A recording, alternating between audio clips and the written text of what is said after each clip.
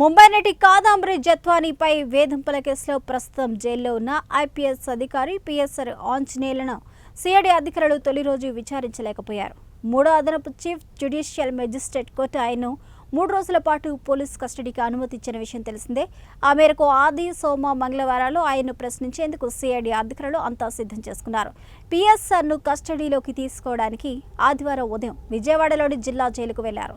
ఆయనకు బీపీ ఎక్కువగా ఉందని వారికి జైలు అధికారులు తెలియజేశారు. ఇదే విషయాన్ని కాగితంపై రాసివ్వాలంటూ సిఐడి అధికారులు అడగ్గా అలా ఇవ్వలేమని వారు తెలిపారు.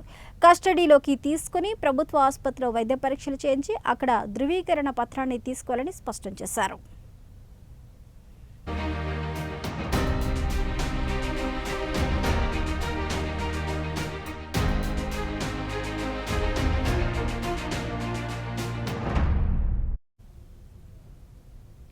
దీంతో సిఐడి అధికారులు పిఎస్ఆర్ను కస్టడీకి తీసుకుంటున్నట్లు జైలు రికార్డుల్లో రాసి ఆయన జైలు నుంచి ప్రభుత్వ ఆసుపత్రికి తరలించారు. వైద్యులు ఆయనకు బీపీ, ఈసీజీ, షుగర్ పరీక్షలు నిర్వహించారు. బీపీ 160/90 ఉన్నట్టు తేలింది. షుగర్ మాత్రం సాధారణ స్థాయిలోనే ఉంది.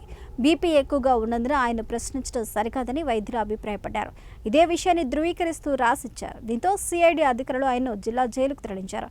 అయితే నిన్న హై బీపీతో బాధపడ్డ ఆంజనేయులు సిఐడి విచారించలేకపోవడంతో ఈరోజు ఆయన్ను సిఐడి అధికారులు విచారించనున్నారు.